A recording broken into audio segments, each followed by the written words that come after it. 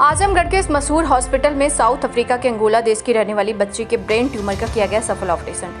Teresa Alexander नाम की लड़की जिसकी उम्र 15 साल है, जो साउथ अफ्रीका के अंगोला देश की रहने वाली है, पिछले 2 महीने से यह बच्ची की आंखों की रोशनी में धीरे धीरे गिरावट आने लगी थी। देखते ही देखते नतीजा ये हुआ कि इसकी आंखों की रोशनी पूरी तरीके से चली गई और ये अपने करीब होने वाली प्रतिक्रियाओं को देखने में असमर्थ हो गई। धीरे धीरे इसके सर में काफ़ी दर्द की भी शिकायत रहने लगी।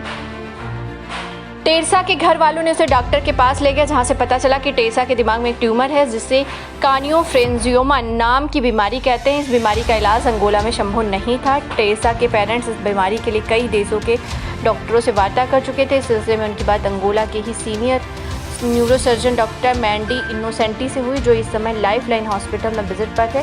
डॉक्टर मैंडी लाइफलाइन हॉस्पिटल, जो कि कई विदेशी मरीजों का सफल इलाज कर चुका है, इसके विश्वस्तरीय कार्य और हाई टेक्निक सर्जरी करने की गुणवत्ता को देखकर उन्होंने टेरेसा के पेरेंट्स को इलाज के लिए लाइफलाइन हॉस्पिटल आने के लिए कहा।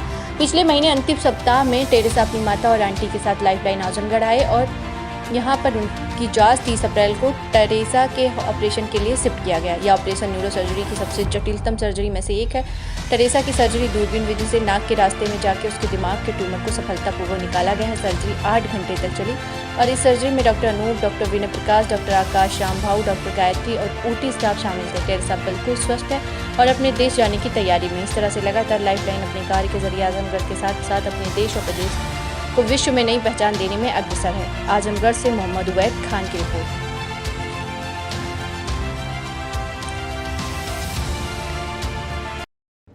सर, आपकी टीम ने एक सर्जरी की है, तो क्या सर इम्पोर्टेंस है और क्या कहना चाहेंगे, किस तरह से आपके पास पेशेंट आया तमाम चीज़ें?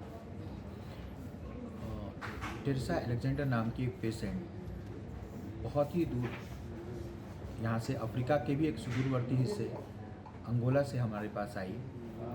इस पेशेंट को पिछले 2 महीने से सर दर्द और आंखों की रोशनी जाने की समस्याएं थी, जिसके द्वारा कारण वहाँ पे इसका सीटी स्कैन हुआ और सीटी स्कैन में पता चला कि इसके ब्रेन में एक गंभीर ट्यूमर है जो कि पिट्यूटरी ग्लैंड से चिपका हुआ है और बहुत बड़े हिस्से में ये एक बड़े हिस्से को प्रभावित किया हुआ है और उसके कारण इसकी आंखों की रोशनी जा रही है, क्योंकि ये ट्यूमर आंखों की नसों को भी दबा रहा होता है। चूँकि ये सर्जरी बहुत ही जटिल होती है, इसलिए और अंगोला का जो चिकित्सीय व्यवस्था है अभी उतना डेवलप नहीं है, तो इसलिए इस सर्जरी के लिए उन्होंने फिर विश्व स्तर पे कोशिश की और उसी समय डॉक्टर मैंडी, जो कि अंगोला के एक सीनियर मोस्ट न्यूरो सर्जन हैं, वो इंडिया आए हुए थे और आजमगढ़ में लाइफलाइन विजिट पे थे।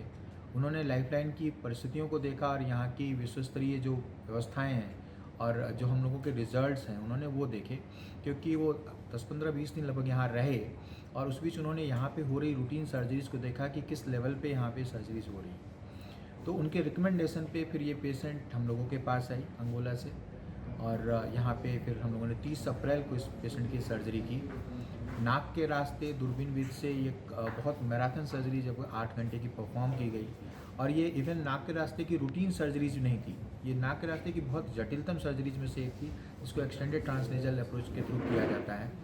और ऑपरेशन के इमीडिएट पोस्ट ऑप में भी पेशेंट को कुछ समस्याएं हुई, तुरंत रीएक्सप्लोर करके दोबारा उसकी समस्याओं को दूर किया गया और अब पेशेंट 2 से 3 दिन के बाद स्टेबल हो गई, पूरी तरह होश में आ गई और अब वो वापस अपने देश वापस जाने की तैयारी में है, क्योंकि पूरी तरह स्वास्थ्य लाभ कर रही है। कितने घंटे सर सर्जरी रही और क्या दिक्कतें आपको भी कुछ फेस करना पड़ेगा? कन्वर्सेशन भी इनसे दिक्कत हुई होगी। देखिए, सबसे बड़ा तो एक समस्या लैंग्वेज बार का ही होता है और इनका नए अटेंडेंट्स को हिंदी आती थी, न इंग्लिश आती थी, तो खुद में एक बहुत बड़ी समस्या थी जिसके द्वारा इसको मैनेज करना था। लेकिन आज की तारीख में तकनीक आप जानते हैं, गूगल ट्रांसलेटर हर जगह अवेलेबल रहता है, तो हम लोग इनसे अपनी बात कह ले जाते थे और सबसे बड़ी भाषा जो होती है इमोशंस की भाषा होती है, तो इमोशंस की भाषा वो हम उनकी समझते थे, वो हमारी समझते थे और गूगल ट्रांसलेटर के थ्रू हमें अपनी रूटीन कन्वर्सेशन में हमें कोई प्रॉब्लम नहीं आती थी।